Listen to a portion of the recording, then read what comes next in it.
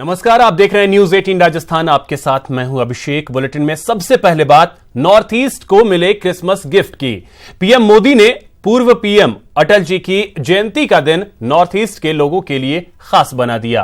मंगलवार को पीएम मोदी ने असम में बोगीबील डबल डेकर पुल का उद्घाटन किया और इस ब्रिज से गुजरने वाली पहली ट्रेन को हरी झंडी दिखाई।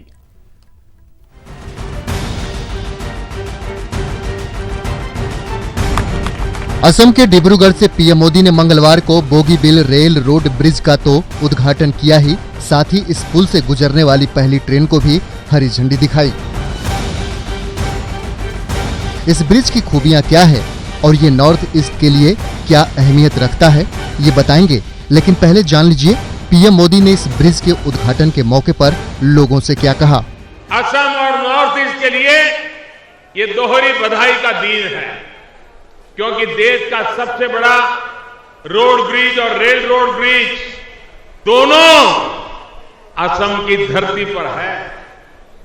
ये मेरा भारतीय जनता पार्टी के नेतृत्व में चल रही केंद्र सरकार का सौभाग्य है कि देश के इंफ्रास्ट्रक्चर के इन दोनों महत्वपूर्ण प्रोजेक्ट को पूरा करने का अवसर हमें ही मिला। बता दें कि इस ब्रिज का शिलान्यास पूर्व पीएम एचडी देवगौड़ा ने किया था, लेकिन इस ब्रिज के निर्माण का काम पूर्व पीएम अटल बिहारी वाजपेयी ने शुरू करवाया था और बोगीबील ब्रिज अटल जी के ड्रीम प्रोजेक्ट में से एक था। तभी इस ब्रिज का उद्घाटन पीएम मोदी ने अटल जी की जयंती पर किया। अटल जी के जन्म दिवस पर उनका ये सपना पूरा करके कृतज्ञ राष्ट्र ने उन्हें आज उत्तम श्रद्धांजलि दी है। पूर्वोत्तर के अनेक लोगों को आज ये उपहार मिलता देख वे जहां भी होंगे, उनकी आत्मा जहां भी होगी, वह बहुत खुश होंगे। ये आपके चेहरे पर जो खुशियां देख रही है, उसे देख करके अटल जी की आत्मा ज्यादा प्रफुल्लित होती होगी। इस पुल के निर्माण में हुई देरी के लिए पीएम मोदी ने अटल जी के बाद की सरकारों को भी कटघरे में खड़ा किया। हमारी सरकार आई तो इस पुल का आधा काम आधे से भी ज्यादा अधूरा पड़ा था, बाकी पड़ा। इसमें कोई संदेह नहीं कि अगर अटल जी की सरकार को फिर अवसर मिलता तो 2007-8 तक इस ब्रिज का लोकार्पण हो जाता। लेकिन उसके बाद जो सरकार केंद्र में आई, उसने आपकी जरूरत पर ध्यान ही नहीं दिया। आइए अब जान लीजिए ब्रह्मपुत्र नदी पर बने इस ब्रिज की खूबियों के बारे में। बोगीबील ब्रिज देश का सबसे लंबा रेल रोड ब्रिज है। इस double decker rail road bridge से ट्रेन और गाड़ियां दोनों गुजर सकेंगी। बोगीबील ब्रिज असम के डिब्रूगढ़ से अरुणाचल प्रदेश के धेमाजी जिले को जोड़ेगा। असम के डिब्रूगढ़ से अरुणाचल के धेमाजी के बीच की दूरी 700 से घटकर 180 किलोमीटर रह जाएगी। ब्रिज इतना मजबूत बनाया गया है कि इससे मिलिट्री टैंक भी निकल सकेंगे। जरूरत पड़ने पर इस ब्रिज पर वायुसेना के फाइटर जेट भी लैंड कर सकते हैं। और 7 रिक्टर स्केल की तीव्रता का भूकंप भी बोगीबील ब्रिज का कुछ नहीं बिगाड़ पाएगा। 5.94 किलोमीटर लंबा बोगीबील ब्रिज 120 साल तक दुरुस्त रहेगा।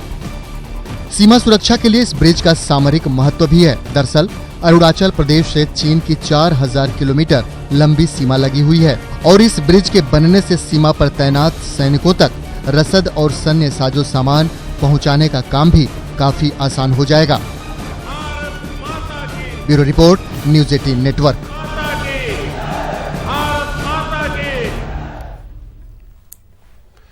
यूरिया को लेकर प्रदेश और केंद्र की एक दूसरे से ठन गई है और किल्लत का ठीकरा एक दूसरे के सिर मटना शुरू कर दिया गया है।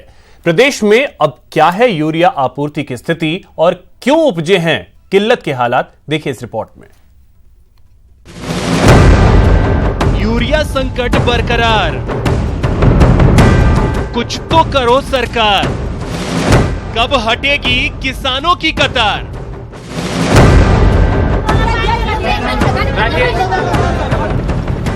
प्रदेश यूरिया के किल्लत की मार खा रहा है तो प्रदेश का किसान कतारों की मार झेल रहा है। दिन भर लाइनों और धक्का मुक्की के बाद एक आध बोरी यूरिया मिल भी जाती है तो किस काम की। ऐसे में अन्नदाता अपना दर्द सरकार तक पहुंचाने के लिए कभी हंगामा तो कभी सड़क जाम कर दे रहे हैं। लेकिन सरकार की कुछ एक कवायदों के बाद भी हालात अभी पूरी तरह सामान्य नहीं हुए हैं। मौजूदा समय में प्रदेश में यूरिया की जरूरतों को देखें तो 31 दिसंबर तक 7.64 लाख मीट्रिक टन यूरिया की जरूरत। प्रदेश में अब तक पहुंचा है 6.66 लाख मीट्रिक टन यूरिया। दिसंबर महीने में 2.90 लाख मीट्रिक टन यूरिया की जरूरत। अब तक पहुंचा 2.66 लाख मीट्रिक टन यूरिया। अगले कुछ घंटों में 7 रैक पहुंच रहा राजस्थान। वैसे कतार को कम करने के लिए यूरिया के रैक राजस्थान भले ही पहुंच रहे हों, लेकिन यूरिया को लेकर केंद्र और राज्य सरकार के बीच सब कुछ ठीक नहीं चल रहा है, जिसका खामियाजा किसान भुगत रहे हैं। दरअसल केंद्र सरकार ने एक स्पष्टीकरण जारी करते हुए कहा है कि राज्य सरकार के पास यूरिया का पर्याप्त भंडार उपलब्ध है। उर्वरक मंत्रालय के मुताबिक देश में दिसंबर महीने में 33.07 लाख मीट्रिक टन यूरिया की जरूरत। उर्वरक विभाग ने जारी की 36.20 लाख मीट्रिक टन की योजना। 23 दिसंबर तक 24.53 लाख मीट्रिक टन की जरूरत। जारी योजना में 28.62 लाख मीट्रिक टन उपलब्ध।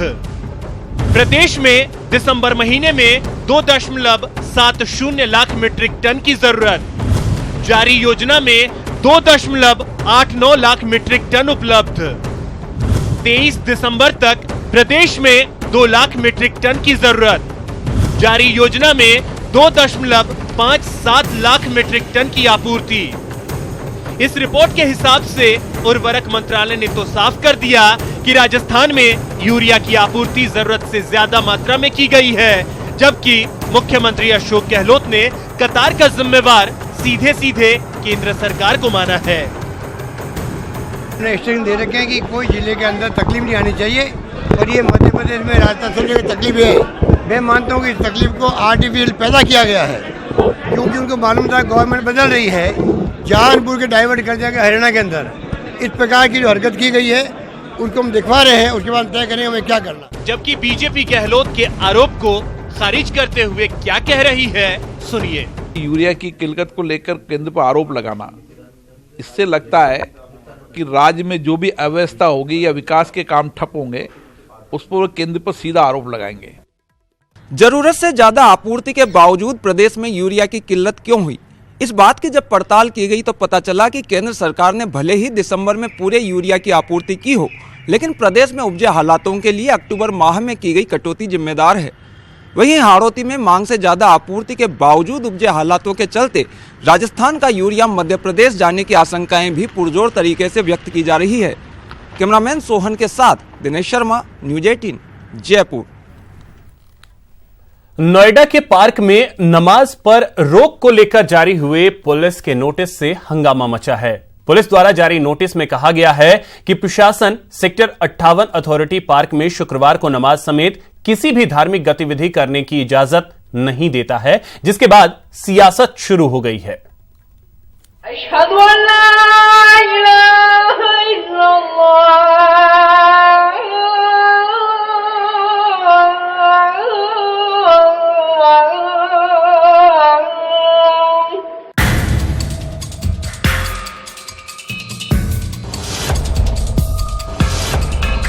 नोएडा के पार्क में नमाजियों के सजदे पर छिड़ा ये वो संग्राम है जिसने सूबे के सर्द मौसम का तापमान अचानक से बढ़ा दिया है। ऑनरेबल सुप्रीम कोर्ट के आदेश हैं, उसका एनफोर्समेंट करना हर अधिकारी का दायित्व है। संभवतः वहां पे भी उन्हीं दायित्वों का निर्वहन किया गया। इसमें कोई भी, लेकिन बहुत सी ऐसी जगहें हैं जहां पर मस्जिद नहीं है। जो भी देश के नागरिक हैं नमाज पढ़ें, उचित स्थान पे जाके पढ़ें। दरअसल सेक्टर 58 के सार्वजनिक पार्क में इलाके की कंपनियों के सैकड़ों कामगार इकट्ठा होकर हर शुक्रवार को इबादत करते थे। लेकिन बिना परमिशन पढ़ी जा रही यहाँ नमाज कुछ लोगों को नागवार गुजरी तो मामला पुलिस प्रशासन तक जा पहुंचा। शांति, सद्भाव और सौहार्द के मद्देनजर पुलिस ने परमिशन न मिलने तक नमाज पढ़ने पर पाबंदी लगा दी है। जो कंसर्न पुलिस ऑफिसर्स ने काम किया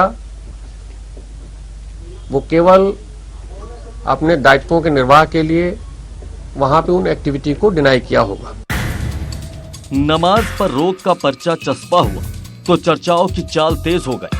कांग्रेस वाले कपिल सिब्बल ने बड़ी तेजी से यूपी सरकार पर तंज कस दिया।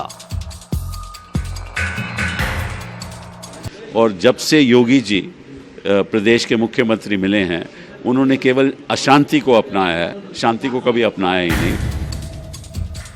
मजहबी बिसात पर मजमा लगाने में कहां देर लगती है अपने प्रदेश में। पाबंदी के फरमान पर प्रदेश में घमासान मच गया। धर्म वाले, राजनीति वाले, पक्ष वाले, विपक्ष वाले सब अपने अपने तरीके से इसकी व्याख्या कर रहे हैं। आप भी सुनिए। बातों को हम समझते हैं दोनों कम्युनिटीज के जिम्मेदारान को बैठा करके इस मसले को हमेशा के लिए एक अच्छे माहौल में हल कर लेना चाहिए। किसी की इजाजत लिए किसी भी सरकारी जगह पर या किसी की गैर की जगह पर नमाज नहीं पढ़ सकते। अगर के इस तरह का कोई सर्कुलर पारित हुआ है कि आप कहीं खुले पर नमाज नहीं पढ़ेंगे तो ये मुसलमानों को गुनाह से बचाने के लिए है। बहरहाल इसमें कोई शक नहीं कि सामाजिक सद्भाव को स्वाहा करने में एक चिंगारी काफी है। वैसे भी नोएडा पुलिस ने पार्क में नमाज पर पाबंदी हालातों के मद्देनजर लगाई है। इसीलिए सवाल यह है, सार्वजनिक पार्कों में धार्मिक गतिविधियों पर गदर क्यों मचाया जा रहा है? Bureau report, news 18। पूर्व प्रधानमंत्री अटल बिहारी वाजपेयी की आज जयंती है। देश भर में आज जगह जगह कार्यक्रम का आयोजन किया गया। राजधानी दिल्ली में सदैव अटल स्मृति स्थल का विशेष कार्यक्रम का आयोजन किया गया और पूर्व प्रधानमंत्री अटल बिहारी वाजपेयी को श्रद्धांजलि दी गई। इस दौरान राष्ट्रपति रामनाथ कोविंद, उपराष्ट्रपति वेंकैया नायडू, प्रधानमंत्री नरेंद्र मोदी समेत पूर्व प्रधानमंत्री मनमोहन सिंह, बीजेपी नेता लालकृष्ण आडवाणी, बीजेपी के राष्ट्रीय अध्यक्ष अमित शाह सभी ने अटल जी को श्रद्धांजलि अर्पित की।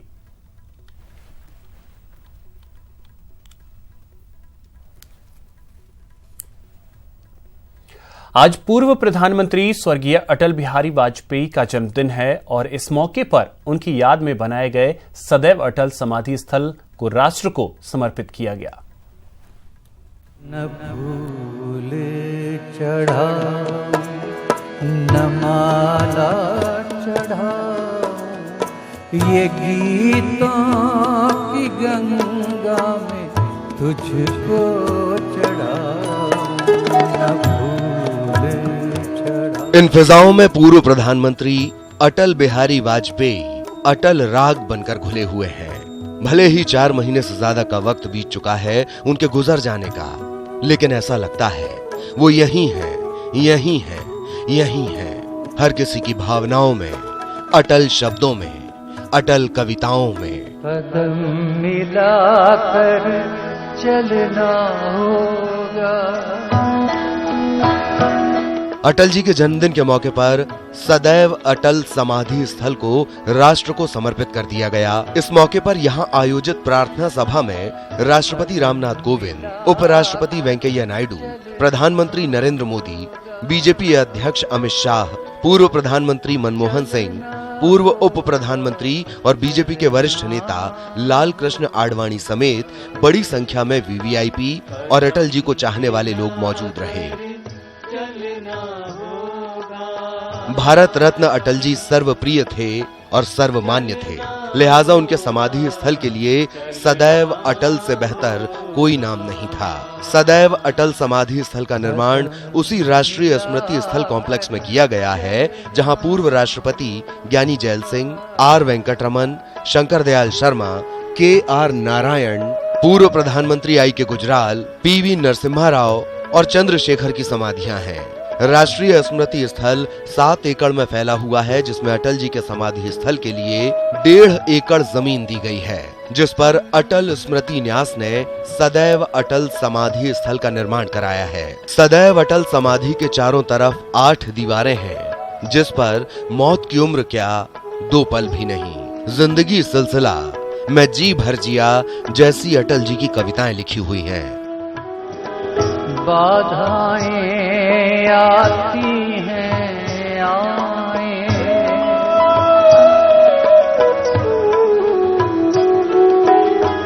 बाधाएं आती हैं। गजल गायक पंकज उधास को अटल जी की प्रार्थना सभा के लिए खास तौर पर आमंत्रित किया गया था, जिसकी वजह से ये मौका और भी खास हो गया।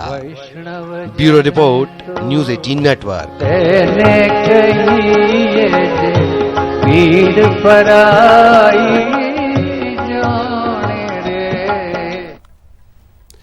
अगर आप स्वाद के शौकीन हैं तो उदयपुर आइए। यहां आपको एक साथ 7 देशों और देश के 12 राज्यों की लाइव रेसिपी का स्वाद चखने को मिलेगा। देखिए रिपोर्ट। तुर्की का बकलावा हो या मथुरा के पेड़े, महाराष्ट्र की पूरण पोली हो या Chinese spring roll, live recipe, नए स्वाद का एहसास, क्योंकि लेक सिटी है जायकेदार। जी हां, अगर आपको चीज मिर्ची वड़ा, चॉकलेट, समोसे और केसर बादाम शेक समेत 7 देशों के फूड का स्वाद चखना है तो आप लेक सिटी उदयपुर आइए, जहां 2 दिवसीय फूड एक्सपो 2018 का अंतर्राष्ट्रीय शेफ संजीव कपूर ने उद्घाटन कर दिया है, वो भी बकायदा लाइव रेसिपी के जरिए कुछ नए स्वाद के एहसास कराकर। इस खास मौके पर शेफ संजीव कपूर ने बच्चों के लिए भी कुछ विशेष टिप्स दिए, उन्हें हेल्दी फूड खिलाने की बात कही। खाने में कुछ चीज़ें अच्छी होती हैं, कुछ नहीं होती है। किसी भी चीज़ में अति की जाएगी तो खराब है। तो खाने के अंदर मॉडरेशन इज़ द की, मतलब कि अति ना करें, समानता बना के रखें। तो बच्चों को सब कुछ खा लेना चाहिए, एक्सरसाइज करनी चाहिए। ये नहीं है कि सिर्फ फ़ोन पे, कंप्यूटर पे वो लग जाएं, भागें कूदें खेलें, सब कुछ खा सकते हैं। दरअसल हलवाई कैटरर्स विकास समिति की ओर से फतेह स्कूल मैदान में लगे फूड एक्सपो में 12 राज्यों के साथ ही 7 देशों के लाइव फूड स्टॉल्स लगे हुए हैं और सभी को उनके पारंपरिक अंदाज में सजाया गया है, जो अपनी अपनी संस्कृति को पेश कर रहे हैं। यहाँ पे संजीव जी ने काफ़ी चीज़ें हम लोग को नई नई सिखाई हैं, जैसे कि हम जो नॉर्मल चीज़ें हैं उसमें क्या हम इनोवेट करके अपनी तरफ से क्या क्या नई चीज़ें बना सकते हैं, और कितनी सारी रेसिपीज़ में हम अपने ही तरीके लगा के उन रेसिपीज़ को किस तरह से नया कर सकते हैं। काफ़ी चीज़ें हम लोग को सीखने को मिली। यहाँ पर जो स्पेशलिटी है यहाँ के पकौड़ों की, और जो इनके जो प्रोडक्ट है सबसे बेस्ट प्रोडक्ट है यहाँ के। मतलब मैंने अभी यहाँ पे आके बहुत 3-4 चीज़ें हैं जो ट्राई करी, बहुत अच्छा है इनका मंगोड़ी का है, पापड़ का है, खमन। इसी के साथ इस बुलेटिन में इतना ही। नमस्कार।